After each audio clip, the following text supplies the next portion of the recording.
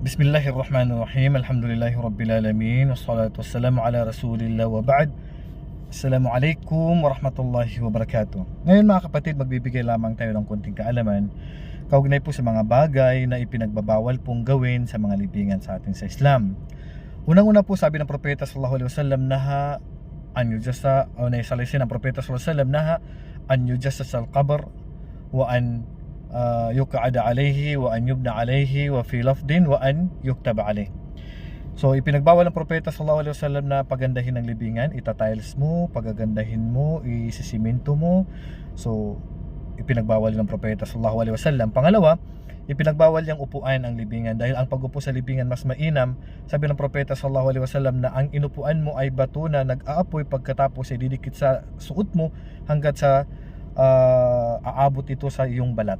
Mas mainam daw na gano'n ang ginawa mo kaysa inupuan mo ang libingan. Pagtipag sandal, pati ang sasandalan mo yung libingan, bawal din po yon. At ang tinutukoy natin dito na bawal apakan, bawal upuan, bawal sandal, ang pangkalahatan, pag-apak, pag-upo at pagsandal o pagsandig sa libingan, pareho pong ipinagbabawal yon. Yan po ay sa mga libingan lang po ng mga Muslim, sa libingan lang po ng mga Muslim. Pangatlo, na ipinagbawal ng Propeta sallallahu alaihi wasallam, mu'anyub na alayhi. Ibig sabihin ng mu'anyub na alayhi, pagtitibayin mo yung libingan, dahil ang sunna po talaga, ang dapat talaga sa libingan, simple lang. Wag na po natin pagtibayin, parang gagawin nating bahay, hahalublakin natin, patataasin natin. So parang bahay ang style. So bawal po yun sa mga libingan na gawin natin.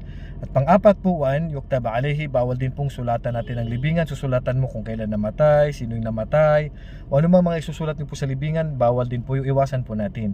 At ganun din po, wag din po nating tataniman. Yung iba kasi nakikita natin, tinataniman nila ang mga libingan. So ang dapat po sa libingan, wala pong ilalagay na anumang bagay sa libingan.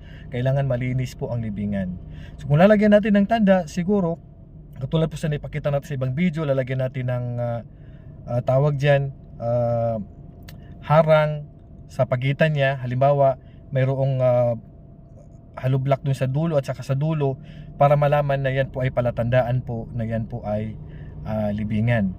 So kaya naman mga kapatid, sa panampalatayang Islam, dapat po simple lang po ang libingan. So naway maiwasan natin ang mga binanggit ko po, nang sa ganun ay hindi po tayo makalabag sa batas ng Islam. So yan lang po ang konting kaalaman kaugnay po sa mga ipinagbabawal na gawin natin sa mga libingan. So gawin po natin simple po ang libingan, at kung mataas po yung libingan, parang bahay, kailangan po natin sirain, at kung sakali man at sisimento na halublakin, dapat mababa lang po upang malaman na yan po yung libingan. Wallahu a'lam. Salamat.